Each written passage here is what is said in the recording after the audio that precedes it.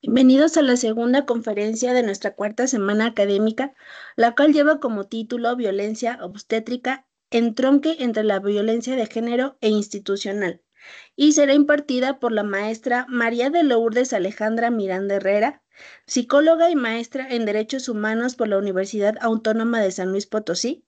Cuenta con un diplomado por la Universidad Iberoamericana en Atención a Víctimas de Violencia y Catástrofes. Actualmente es doctorante en Estudios Críticos en Género por la Universidad Iberoamericana en Ciudad de México. Sus líneas de investigación se han enfocado en los derechos humanos de las mujeres, con énfasis en los derechos sexuales y reproductivos. Es parte de la Unidad de Género y Derechos Humanos de la Facultad de Enfermería y Nutrición de la Universidad Autónoma de San Luis Potosí, donde también se desempeña como profesora asignatura. Actualmente se encuentra investigando sobre violencia obstétrica. Tiene además experiencia como capacitadora en derechos humanos y gestora de proyectos sociales sobre perspectiva de género. Forma parte de Marea Verde San Luis Potosí. Bienvenida, maestra, y bueno, si quiere iniciamos. Hola, buenas tardes, ¿cómo están? Bueno, sí, días todavía. Les voy a compartir pantalla. Mm, Denme un segundo.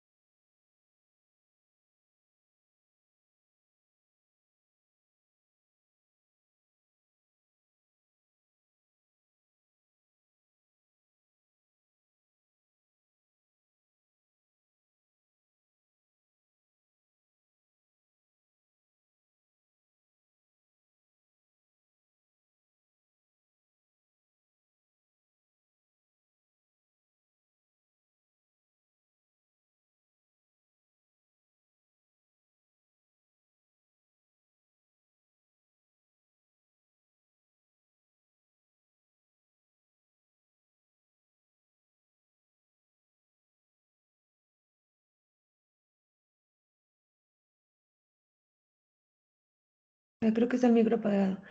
¿Me pueden confirmar cuando vean mi pantalla? Ya se veía, maestra. ¿Sí? Ujú. Ok, espérenme, porque ya me volví a salir. Es que como que la actualización de Teams está media. Listo. Entonces, bueno, como me presentaron, yo soy Lourdes y les voy a hablar como de la violencia obstétrica y el entronque de la violencia de género con la violencia institucional. Y para comenzar les traje este pequeño video. Vamos a verlo y ahorita lo platicamos.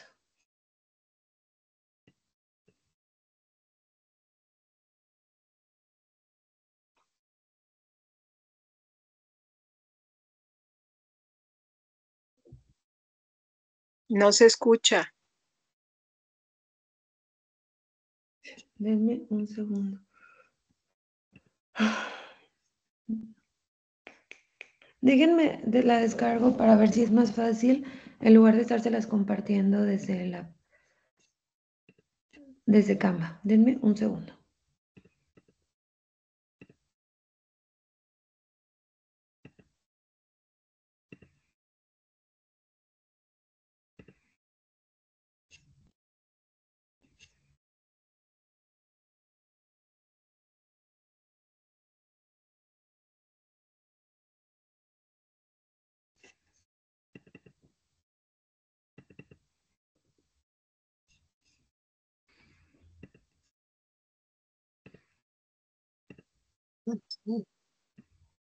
Donde colocas compartir, debe de venir Ujú. la función de sonido. Nada más ponle que se comparta con sonido. Sí, ya estoy compartiendo con sonido, pero tampoco me aparece compartir PowerPoint. No sé si es Ah, la ok. versión de Teams. Sí, Ok. y les había, claro, también les había compartido, este, sí, la pantalla con sonido, pero no sé por qué no les aparece. Denme un segundo. Me voy a meter, una disculpa, porque no sé por qué el Teams no me está dejando. Sale, me voy a volver a salir y meter, a ver si ya con esto sí me deja, y si no, pues les paso nada más el link para que lo vean después. ¿Sale? Denme un minutito.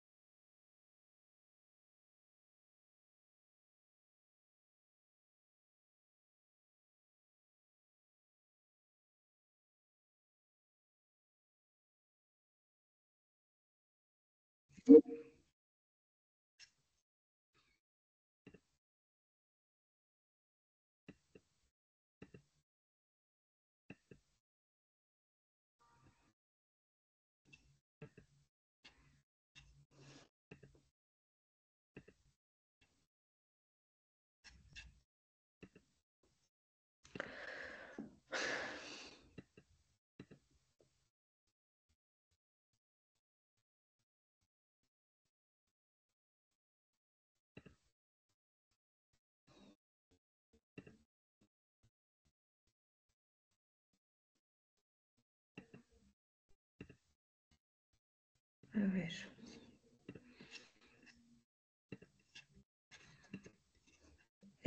Ahí pueden ver mi PowerPoint. Lo tiene la pantalla de Teams, maestra. Tendría que cambiar a la pantalla ya sea de Canva o seleccionar la de Teams, la de PowerPoint. Sí, es que no me deja seleccionar la de... A ver,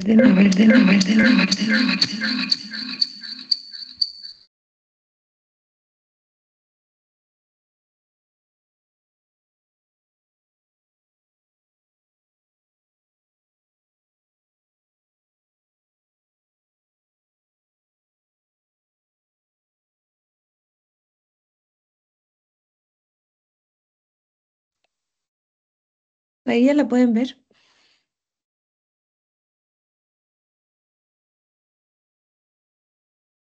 Se está cargando. Ok. Hay una disculpa, pero no sé por qué no me dejaba desde el Team Web, entonces me tuve que cambiar. Mm, mm. Ya la pueden ver ustedes porque a mí no me deja verla desde aquí. Stop sharing. Ah, No, sigue sin cargar. Si gusta, nos comparte la presentación, maestra, y la proyectamos de este ujú. lado. Sí, claro.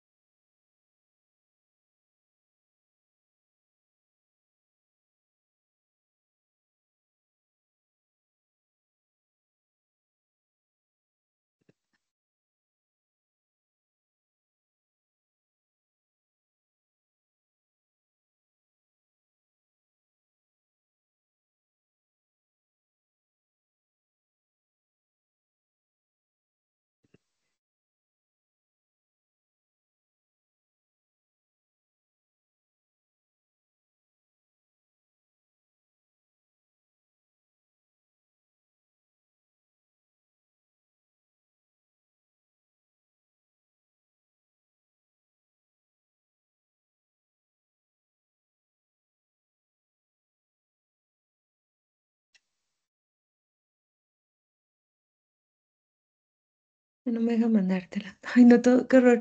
Te voy a mandar el link de Canva, ¿sale? Y gracias.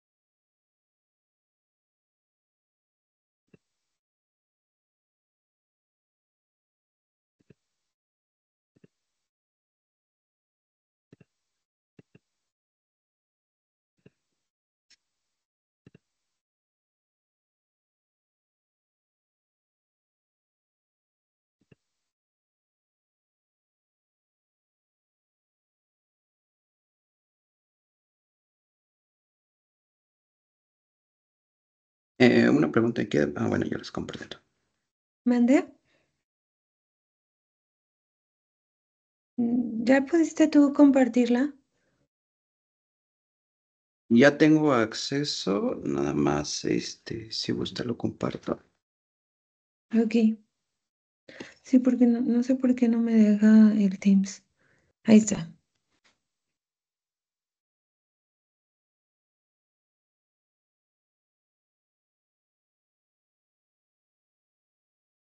Muchas gracias. Si puedes reproducir el video, a ver si ya se escucha con ustedes.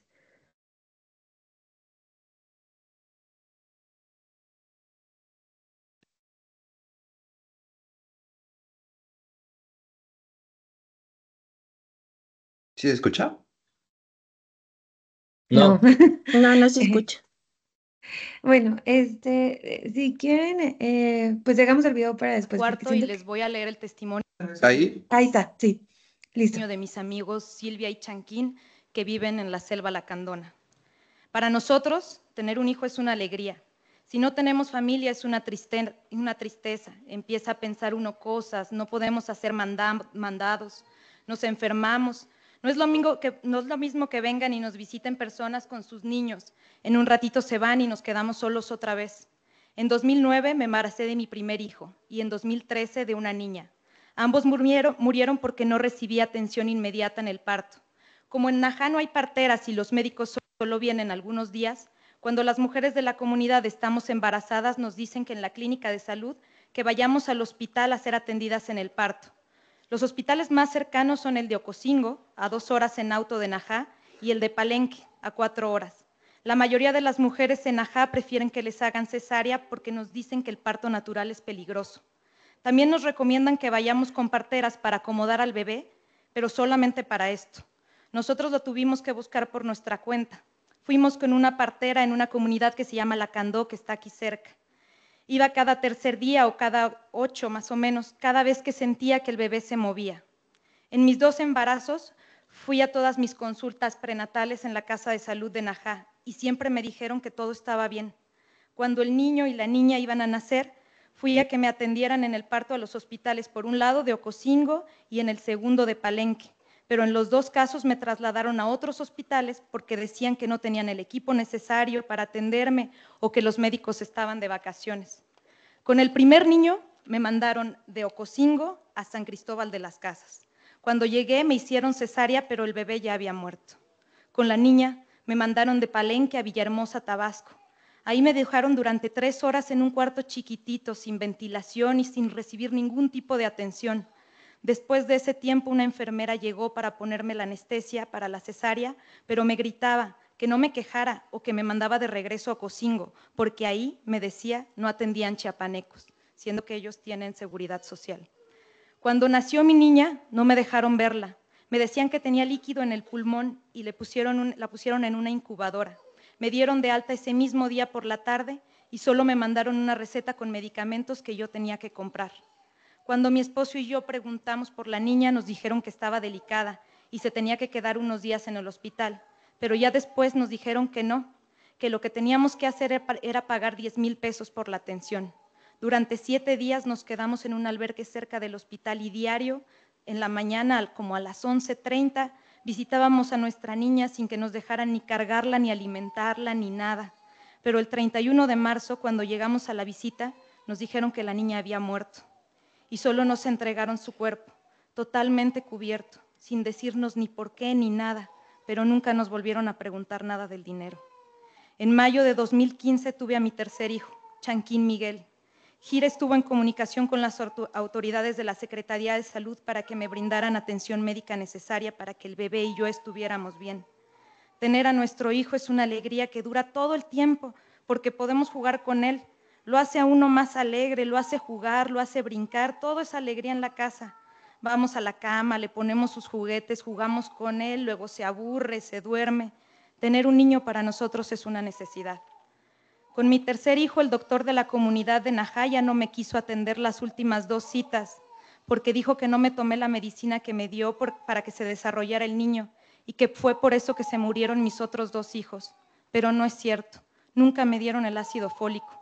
no de gusto se murieron. Desde el embarazo tenía miedo, no decía todo lo que sentía en el cuerpo. El doctor me dijo que tenía que estar tranquila para que la presión no me subiera. Me preocupaba lo que escuchaba de las otras señoras en el hospital de Ocosingo, que a veces entraban y salían muertas con sus hijitos. Y decía yo, ¿qué tal que me muero? ¿Qué tal que me llega a pasar algo? Estoy en el hospital embarazada, ¿qué tal que a mí me pasa también así? Ya no quiero volverme a embarazar porque me da miedo que me pase algo. Ya hasta aquí, ya no vamos a querer porque estás enferma, estás mal de tu brazo y tu pierna por una inyección caduca que te pusieron de niña y sube tu presión, dice preocupado Chanquín. Pero queremos tener más hijos, queremos adoptar una niña. Las mujeres de Najá dicen que no les ¿La gusta puedes la pausar, atención por del favor? hospital porque los médicos y las enfermeras las tratan mal y las dejan de revisar y ya no las vuelven a ver, las dejan botadas. Las 3 veces que estuve en el hospital, Chanquín se quedó a dormir afuera con mi mamá, toda la noche aguantando el frío y nunca lo dejaron pasar a verme ni hablar conmigo. Él les decía que quería verme porque yo no estoy bien de mi brazo, pero le contestaban que a nadie le permitían entrar. Hemos escuchado muchas historias de casos como el nuestro en Najá.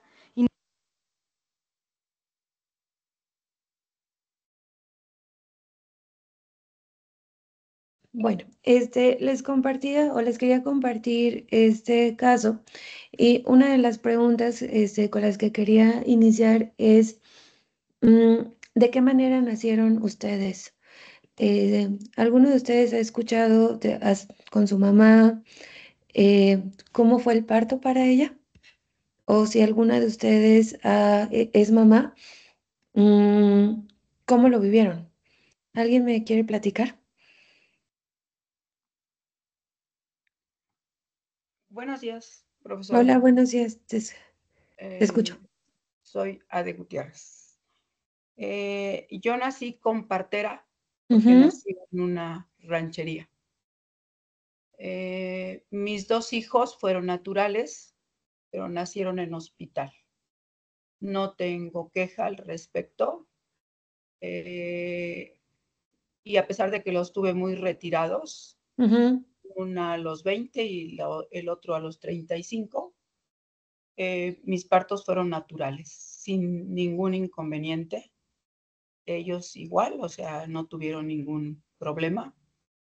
En el caso mío, cuando yo le pregunto a mi mamá sobre cómo fue que yo nací, siempre su expresión es como de dolor, porque pues era una adolescente. Cuando yo nací tenía 15 años. Ella tenía 15 años, entonces supongo que tal vez no fue tan agradable ese embarazo y haber tenido a una criatura siendo adolescente. Y bueno, no platica más. Ese es mi comentario, profesor. Ok, gracias. Bueno, ¿Ade? Ade. Ade. José.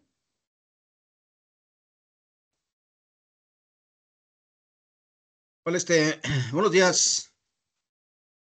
Mi nombre es José Cruz Hernández. Básicamente, pues yo nací en un pueblo y pues en aquellos ayeres, hace 60 años, pues las carencias eh, eran muchas y siguen siéndose.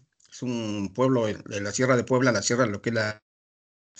Y pues mi madre cuando platiqué con ella, pues fue a base de digamos, una señora ya experimentada, ya pues, con muchos años atendiendo muchísimos partos en el pueblo, pues básicamente era la que sacaba a las señoras.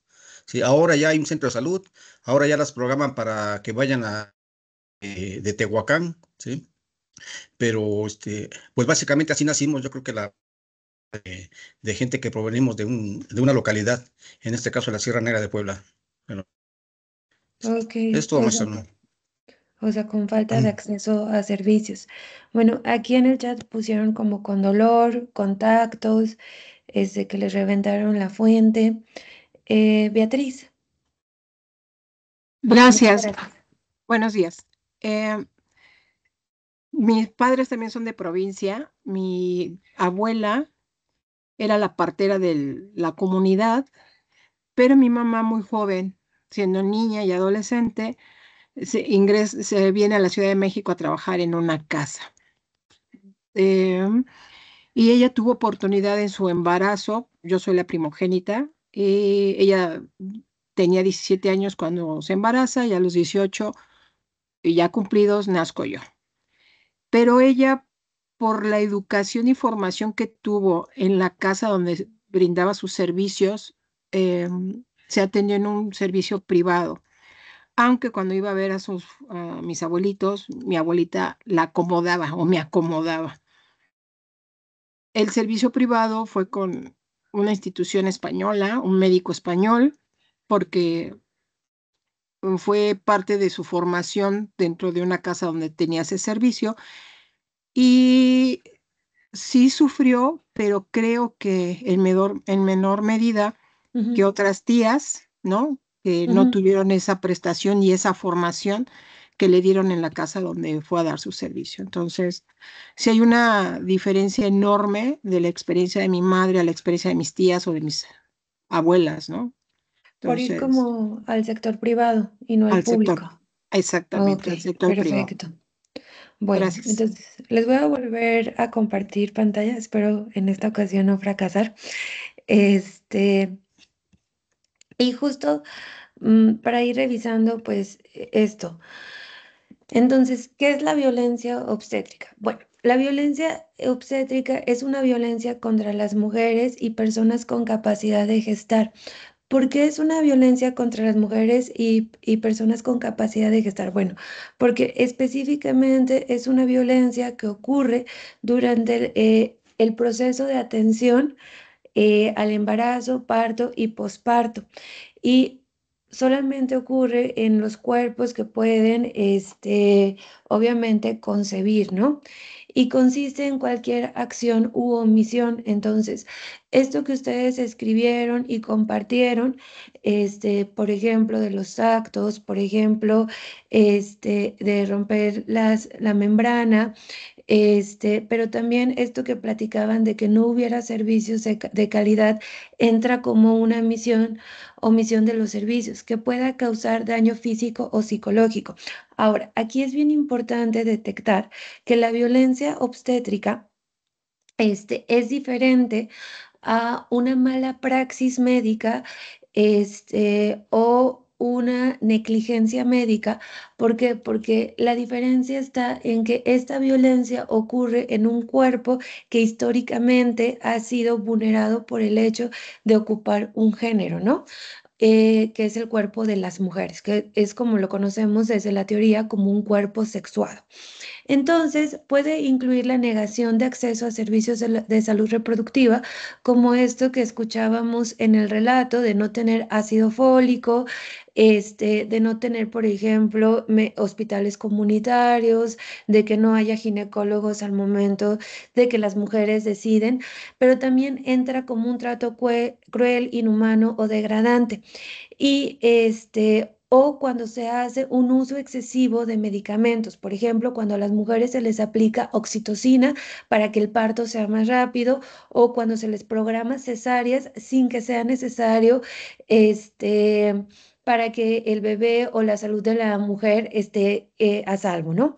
Entonces, obviamente que todo esto lo que quita es que las mujeres puedan tomar decisiones libres acerca de su corporalidad, porque las mujeres en nuestro país no deciden libremente cómo quieren parir. O sea, no tenemos planes de parto, sino que una llega al hospital, y sobre todo en los hospitales públicos, y dependiendo de qué es lo que diga el personal de salud, es la manera en cómo una va a parir. Y entonces, pues la manifestación más grave de la violencia obstétrica va a ser la muerte materna o de la persona gestante. Ahora, es importante entender que la violencia obstétrica sucede en nuestro país a partir de un acceso diferenciado y desigual a los servicios de salud. O sea, esto que ustedes han platicado y lo que ustedes escuchaban en esta narrativa que yo les ponía, es que al final de cuentas México tiene un sistema de salud que está fragmentado, ¿no? Nosotros tenemos IMSS, ISSSTE, IMSS Bienestar ahorita, que antes era lo que conocíamos como Seguro Popular, pero lo que es cierto es que tenemos un montón de población que no tiene un acceso de salud real. Entonces, pues ahí tenemos como un vacío Por eso hablamos de que la violencia obstétrica, al final de cuentas, es una violencia que es institucional. Y algo que hay que entender, que cuando hablamos de violencia obstétrica, estamos hablando, en primer lugar, que es una violencia de género, porque ya les platiqué que sucede en un cuerpo sexuado y que tiene relación con la sexualidad y la reproducción. O sea, porque cuando estamos hablando de la gestación, estamos hablando de mujeres que decidieron hacer ejercicio de su sexualidad y que sucede en instituciones públicas o privadas, ¿no?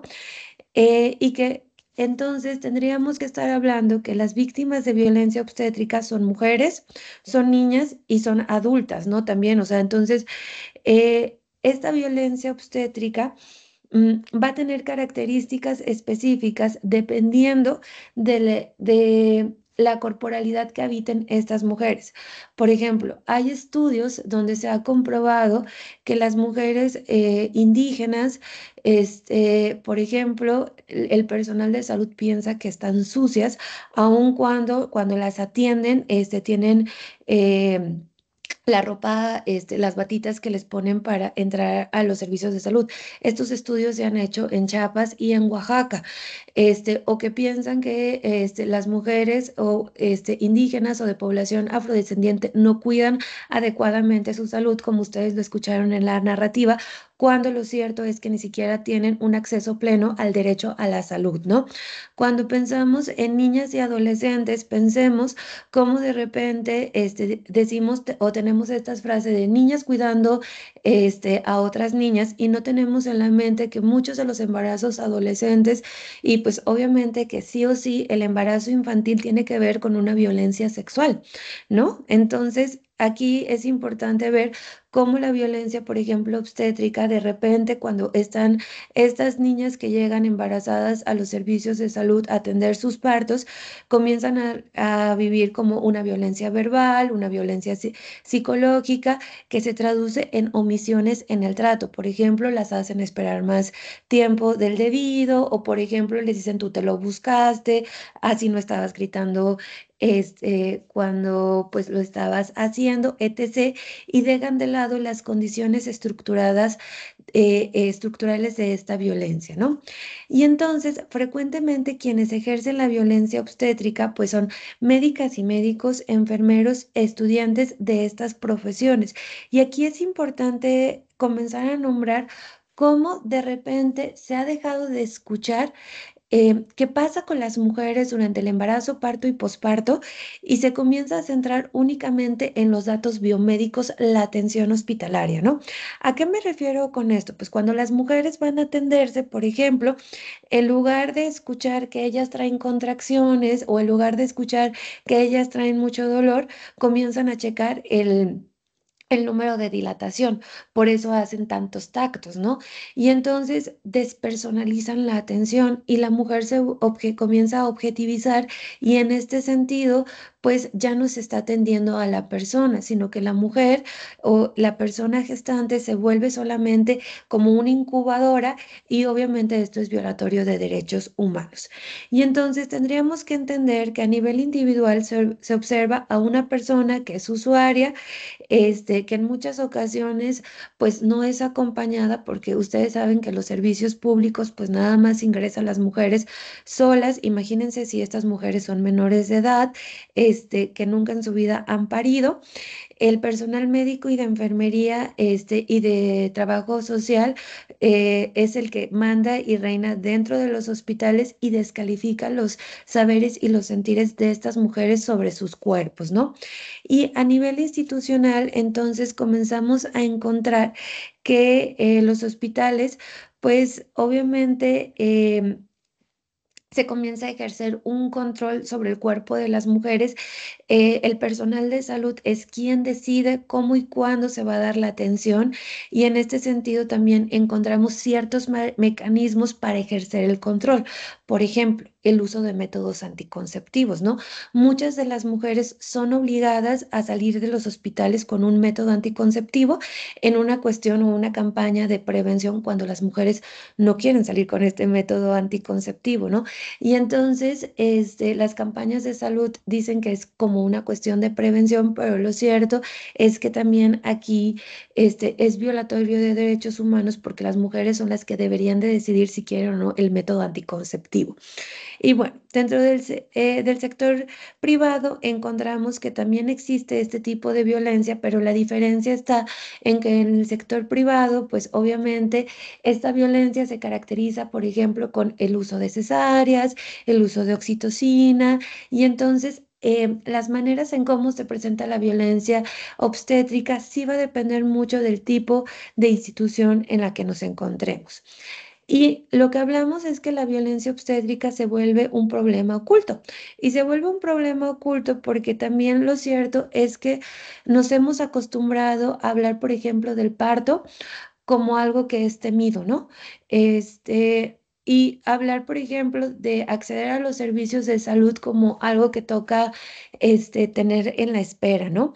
No sé, por ejemplo, si a ustedes les ha tocado, tener que sacar un justificante médico, pues uno va preparado, ¿no? O sea, para saber qué va a esperar, para saber que los servicios no son de buena calidad, para saber, pues que a lo mejor, pues es tedioso, ¿no? Y entonces eso también hace que uno cuando quiere demandar sus derechos humanos, en este sentido, los derechos sexuales y reproductivos, y en específico la salud reproductiva, pues diga como que pues así toca, ¿no? O sea, si me voy a atender en un hospital comunitario o en un hospital, de segundo nivel o tercer nivel, pues toca aguantar vara, ¿no?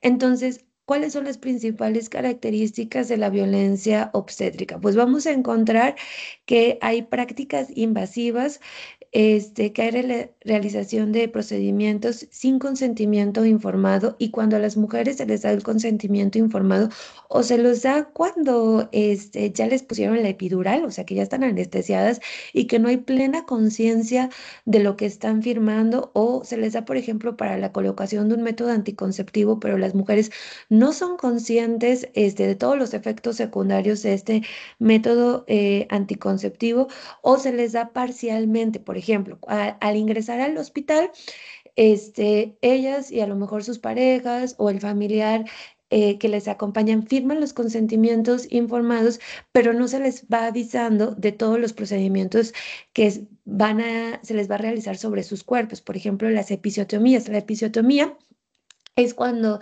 está habiendo un parto natural, y les cortan para que el bebé pueda, nacer con mayor facilidad. O no se les explica bien por qué van a tener una cesárea. Y entonces, cuando hablamos del consentimiento, pues el consentimiento se tiene que dar en todas las fases y no solamente en una. Hay ocultamiento de detalles sobre el estado de salud, ¿no? Por ejemplo, se practican los tactos, pero no se explica por qué se están realizando los tactos. O se hacen las ecos, pero no se explica qué está pasando, ¿no? Este, y entonces las mujeres no saben bien qué es lo que está sucediendo sobre sus cuerpos, o las tienen en posiciones incómodas, como acostadas, sin tomar agua, sin tomar alimento por muchas horas, pero no les explican para qué. Y de hecho son cosas que van en contra de la normativa que tenemos a nivel nacional. Y entonces, pues hay una negación total a la información. A esto se le suma, pues, este trato deshumanizado, como faltas de respeto, abuso verbal, negligencia y discriminación. Y entonces, en este sentido, también creo que es importante nombrar que puede ser que mucha de esta falta de respeto tenga que ver con que hay una saturación de los servicios, ¿no?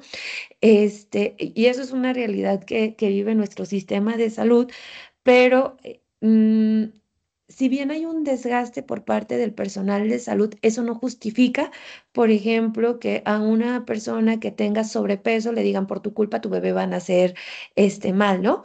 O porque tú no estás respirando bien durante una contracción, tu bebé va a tener problemas a nivel cerebral, ¿no? Y entonces las comienzan a manipular o violentar psicológicamente, y en casos extremos, por ejemplo, cuando hay negación para ponerles anestesia o cuando hay negación para que ellas puedan movilizarse y demás, podemos hablar de que esto se convierte en tortura, ¿no? Hay un autor que es muy famoso aquí en México que se llama Roberto Castro, que estudia la violencia obstétrica. Y entonces nos habla de que la violencia obstétrica se puede clasificar como en cuestiones graves, y cuando estamos hablando de cuestiones graves, estamos hablando que se convierte en muerte materna, muerte perinatal y actos delictivos, ¿no? O sea, que el personal de salud puede ser, este... mm, denunciado por la vía penal debido a lo que ocurrió. ¿Cuándo podría ser una denuncia por la vía penal? Por ejemplo, cuando se ve afectada la mujer debido a que se hizo un mal procedimiento y que esto vaya a afectar su proyecto de vida, ¿no? Pensemos que en ocasiones hay desgarres que puede provocar que las mujeres tengan problemas en su matriz o tengan problemas en su vejiga, debido a ciertos procedimientos, a lo mejor durante la cesárea o durante el parto fisiológico, ¿no? Cuando hay abuso físico, ¿no? O sea, hay personal de salud que llega a pellizcar, que llega, pues en esta parte de los tactos vaginales se puede ver también como una cuestión de violación. Cuando hay abuso verbal, ¿no? O sea, les llegan a hablar con maldiciones, les llegan a decir sarcasmo acerca de su corporalidad, cuando no se cumplen con los estándares de cuidado, ¿no? O sea, hay mujeres, por ejemplo, que pueden pasar horas estando orinadas o defecadas y el personal de salud no las cambia, cuando no hay adecuada comunicación entre los prestadores y las mujeres, cuando dañan la integridad de las mujeres y sus bebés, por ejemplo, cuando no permiten el contacto piel con piel, este, y bueno, pues obviamente también a nivel institucional encontramos pues que no todo es responsabilidad de los profesionales de salud, ¿no? Y este autor nos habla pues que también para que haya una buena atención para las mujeres y para los bebés es necesario pues que el sistema de salud cuente con financiamiento, que cuente con disponibilidad y distribución de los profesionales de salud. Por ejemplo, si queremos reducir las tasas de mortalidad materna, es necesario que contemos, por ejemplo, con médicos y enfermeras comunitarias, ¿no? Y que las mujeres no se tengan que trasladar horas para llegar al centro de salud más cercanos, que tengamos, por ejemplo, profesionales certificados en la práctica del servicio médico, por ejemplo, a las parteras, como ustedes lo comentaron, que haya financiamientos para protección de la maternidad. En muchas comunidades se tiene, por ejemplo, casas enfrente de los hospitales comunitarios o de los centros de salud comunitaria, y cuando las mujeres comienzan la labor de parto, pues se quedan en estas casas o alojamiento para poder evitar la muerte materna, ¿no? Y entonces esto permite el acceso a la atención prenatal y natal. Cuando las mujeres viven la violencia obstétrica, tienen consecuencias a nivel físico, psicológico, social y cultural, ¿no? Entonces, algo que hay que entender es que la violencia obstétrica, si bien ocurre en el cuerpo de las mujeres, no se queda solamente en estas corporalidades, ¿no? Al final de cuentas, sí comienza a tener una construcción a nivel social y cultural donde mm, se comienza a ver el parto como algo peligroso. Y sí tenemos como que reconfigurar eso porque el parto es un proceso natural. El parto no es una enfermedad, estar embarazada no es una enfermedad, pero se ha comenzado a construir como si fuera una enfermedad y se atiende como si fuera una enfermedad, ¿no? Y entonces esto tiene que ver con las violencias que se viven en la atención natal, prenatal y postnatal, ¿no? Y entonces parte de esto tendría que ver con cómo se hace una reevaluación de la violencia obstétrica y las consecuencias que traen. Y en primera tendríamos que nombrar que esta violencia existe. Y es bien difícil porque justo como es una violencia que sucede cuando las mujeres están accediendo a su derecho a la salud, pues de repente no se sabe bien qué sucedió ahí, ¿no? Y lo primero que hay que comenzar a nombrar es por qué un parto tiene que ser traumático, ¿no? Porque la atención del embarazo tiene que ser de mala calidad o porque una mujer tiene que ir como con miedo o tiene que vivir esta experiencia de manera solitaria, ¿no? Y entonces, bueno, parte de estas consecuencias que se tendrían que trabajar es el estrés postraumático que genera, la ansiedad, la baja autoestima, porque al final de cuentas vivir un parto de manera solitaria, de manera aislada y donde pues se vivió violencia física, psicológica y demás, genera estragos, ¿no?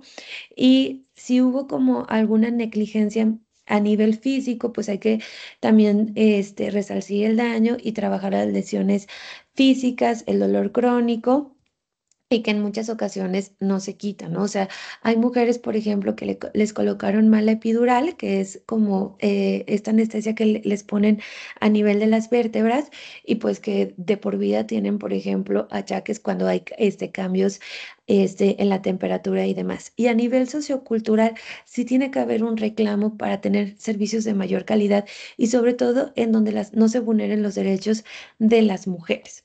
Y entonces, en este sentido, creo que es importante nombrar que nosotros tenemos una ley general de acceso a una vida libre de violencia y que pues en esta ley se reconoce a la violencia y en específico a la violencia obstétrica como una forma de violencia institucional contra las mujeres, así como una violación a sus derechos humanos. Y pues la ONU y la OMS pues reconocen esta violencia obstétrica y la reconocen como un problema de salud pública que viola los derechos humanos en general y en particular los derechos sexuales y reproductivos, que es un problema institucionalizado y que se ha normalizado porque en muchas ocasiones se piensa que este trato que reciben las mujeres se debe solamente a la falta de personal calificado, a la falta de insumos, cuando no es así, ¿no? O sea, cuando tiene estas peculiaridades que les hablo de la violencia de género y que pues obviamente que es un obstáculo para lograr la igualdad de forma completa entre hombres y mujeres. También hay que reconocer pues que varios países han modificado sus leyes para incluir la violencia obstétrica, pero que no es suficiente la modificación de leyes, ¿no? Al final de cuentas, el cambiar una ley no hace que se materialicen derechos, ¿no? Si es necesario cambiar como la cuestión cultural, si es necesario que las mujeres sepan que no es, o sea, que no deben de tener un trato así, y cambiar los discursos que se tienen en torno a cómo las mujeres viven su embarazo, parto y posparto, y sobre todo hablar de que las mujeres pueden ser, o sea, pueden tener una experiencia que sea gratificante, ¿no? Entonces, en este sentido también, pues, si habláramos de los objetivos del milenio, encontramos que el 3, el 10 y el 17 son los que estaríamos utilizando para poder erradicar la violencia obstétrica, ¿no? Y siempre creo que es bien importante hablar que esta violencia no se va a erradicar solamente haciendo una disputa entre mujeres y personal de salud, sino que también es importante que el Estado pues obviamente destine fondos para mayor capacitación, para que se contrate más personal de salud, para que tengamos más hospitales, más centros de salud, pero también es necesario que la sociedad acompañe, ¿no?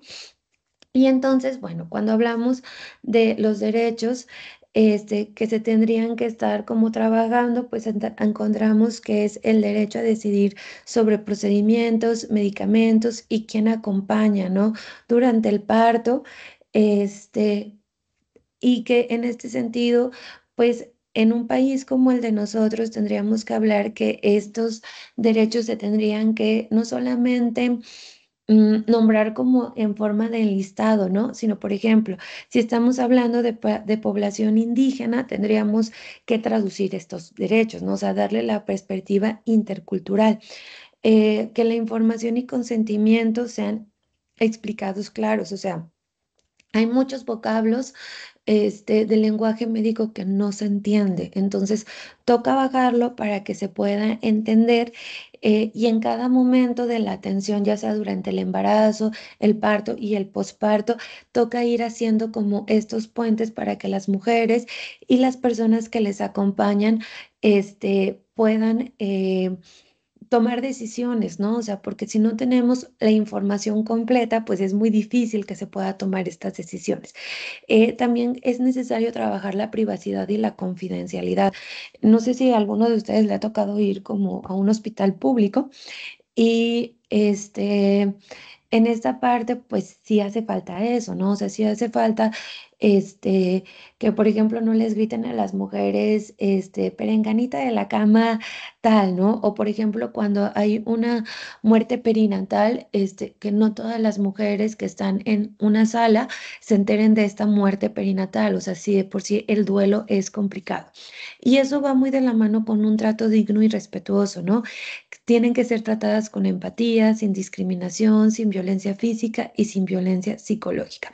Entonces, ¿cuáles serían las recomendaciones? Se las traté de dividir como en dos partes. Cuando hablamos de las usuarias y sus acompañantes, bueno, en las citas prenatales es necesario recibir consejería sobre el embarazo, la lactancia, las opciones de parto y de antifecundación. Y esto es bien importante, o sea, porque el acceso a métodos anticonceptivos no puede ser únicamente cuando las mujeres acaban de parir, porque en ese momento... Para comenzar, hay una descarga hormonal, están en muchas ocasiones con los efectos de la anestesia, entonces no están en pleno uso para poder tomar decisiones libres e informadas, ¿no? Entonces, tiene que ser antes de ese momento.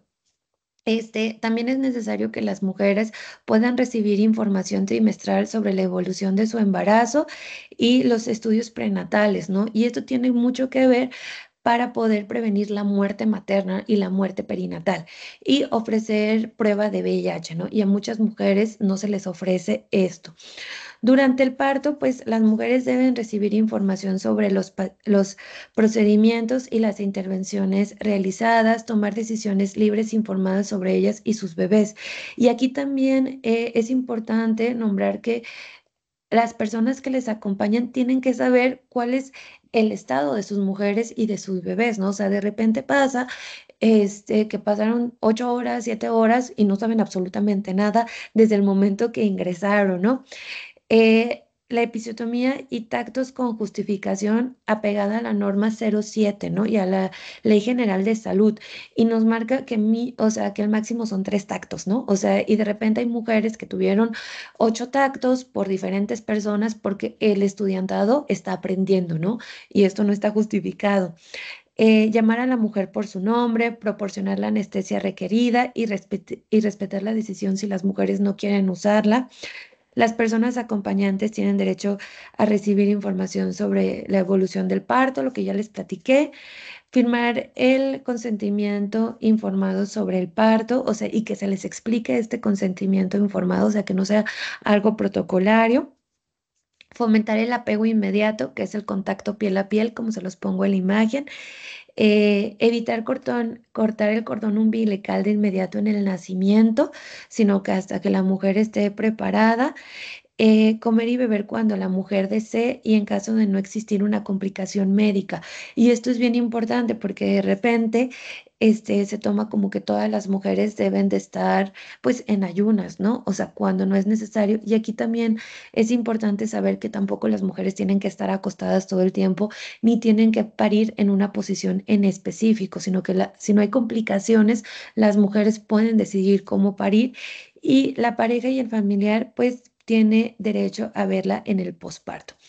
En el puerperio, pues pueden recibir consejería sobre lactancia materna y esta consejería, pues, puede ser, o sea, tiene que ser de calidad, ¿no?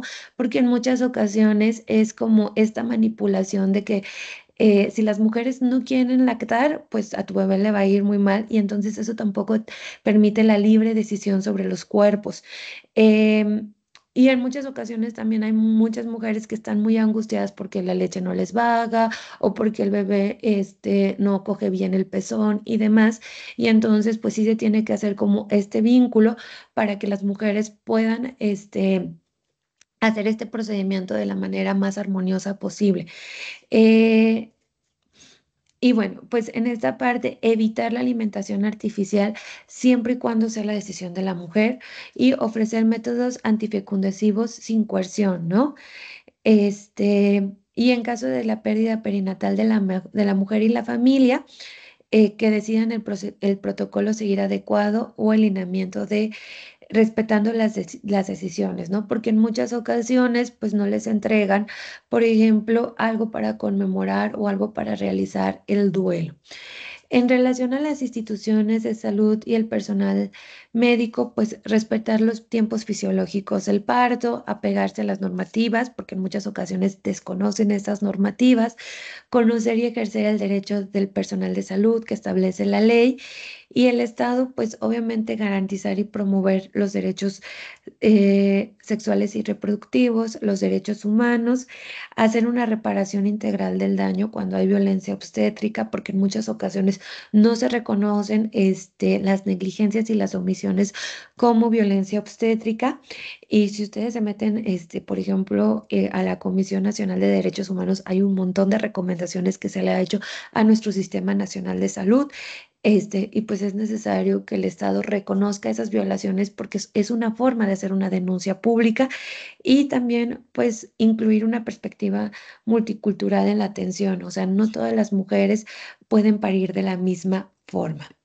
Entonces, yo dejaría hasta aquí porque me gustaría como escuchar si hay como alguna pregunta, comentario. Sí, ya vi que tienen una manita levantada.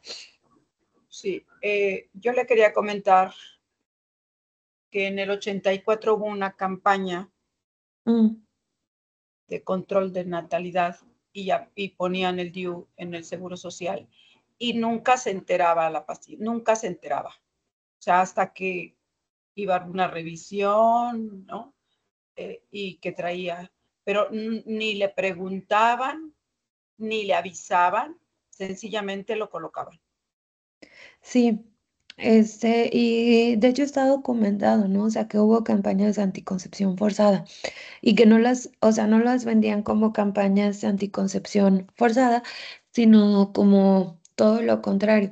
Mm, pero desconozco dónde estén todos, todas y todos.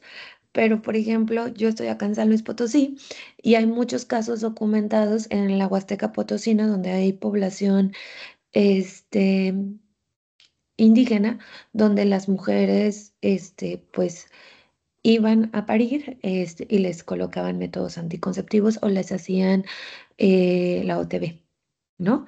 Y entonces, Perdón, ¿mande? yo estoy en la Ciudad de México y esto que el caso, lo que yo le estoy comentando sucedió en una clínica del Seguro Social. ¿Sí? Sí, sí, sí. Y una clínica muy conocida de muchos años, bueno, de esto que le estoy hablando es 84, pero en ningún momento comunicaban en lo absoluto ni al familiar y mucho menos a la mujer que acaba de parir.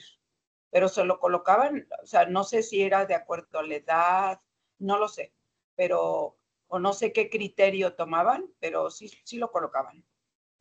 Sí, acá también en San Luis pasó y sigue pasando, ¿no? O sea, digo, ya no les colocan el DIU, pero ahora les colocan el implante.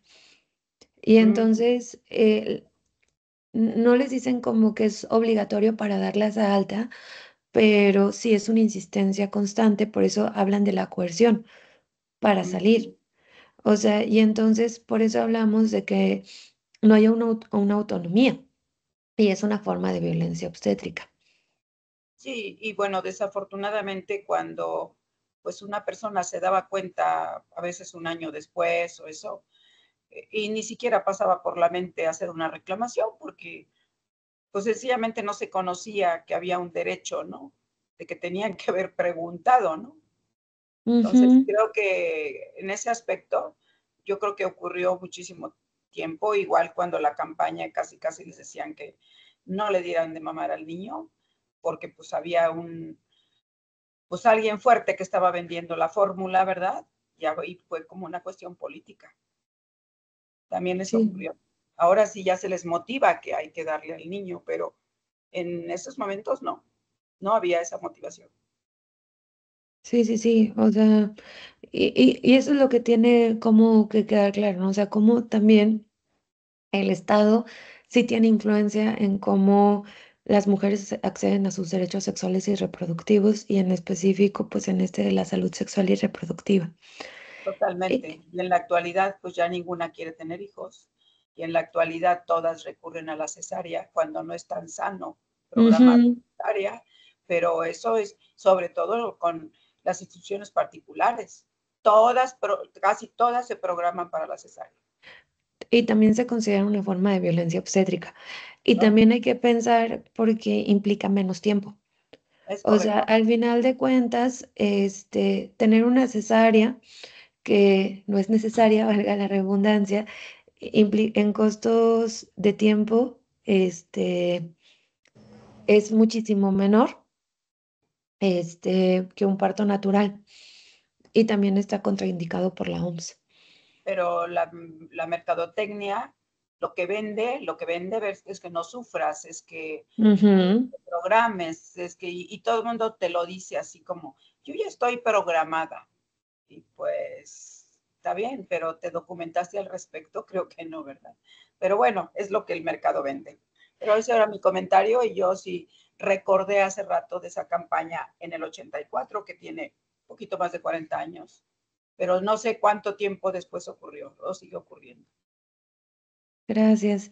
Sí, por eso les decía que también es importante como replantear, no pensar el embarazo, el parto y el posparto como una enfermedad, porque es un proceso natural, y se ha patologizado. No sé si alguien más tenga algún comentario, duda. Y bueno, yo aprovecho para agradecerle su plática. Mónica.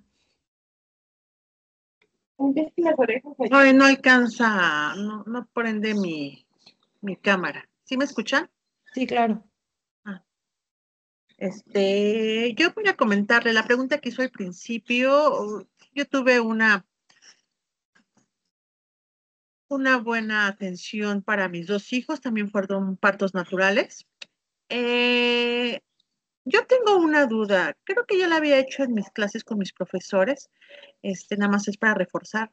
Yo leí alguna vez un artículo en donde una persona con esquizofrenia, después de una violación, ella decidió tener al bebé, creció el bebé, pero los familiares de ella decidieron que la tenían que operar por el tipo de enfermedad que ella presentaba. El joven hoy creció bastante bien, contaba su experiencia con su mamá esquizofrénica, pero ahí mi duda es, porque también estuve en una área especializada de niñas, niños y adolescentes, en donde habían mamás que tenían algún tipo de drogadicción, de adicción, y no las querían operar para ya no tener hijos. Estábamos hablando de mamás que tenían 4, 5, 6, 7 hijos y que estaban en situación de calle. Este es violencia obstétrica. Sí, y aparte es eugenesia y es violación a los derechos humanos, desde nuestra Constitución. O sea, tú no puedes operar a alguien para que no pueda tener hijos. Y nuestra Constitución protege eso. Ok, gracias, qué amable. De nada. Bueno, un poquito la pregunta de Mónica tiene más que ver con cuestiones de bioética y derechos humanos, pero si pasó eso de la esquizofrenia, hay que pensar que una mujer puede vivir con esquizofrenia, y ser autónoma. O sea, siempre y cuando lleve el tratamiento adecuado y se tiene que trabajar en la reinserción social. Me explico, la bronca es que en México nos falta mucho por trabajar en ese sentido. Y lo que hacemos con las enfermedades mentales o los trastornos mentales es que los aislamos y los patologizamos. Entonces, si pasó eso, pues eso es para ir, pues literal, a la Comisión de Derechos Humanos y la mujer si tiene como libre conciencia, o esta parte, sí puede demandar, ¿no? Bueno, no sé si alguien más tenga alguna pregunta.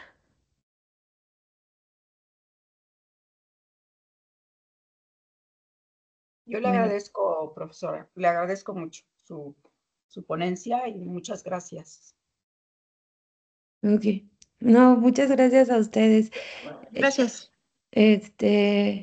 Pues de mi parte sería todo. Maestra, Sí. muchísimas gracias por apoyarnos, por la ponencia. Si ya no hay más dudas, me gustaría entregarle una constancia. ¿Me lo permiten? Sí, claro. Ok. Global Open Campus University se otorga la presente constancia a la maestra María de Lourdes Alejandra Miranda Herrera por su valiosa participación en la cuarta semana académica. Una disculpa.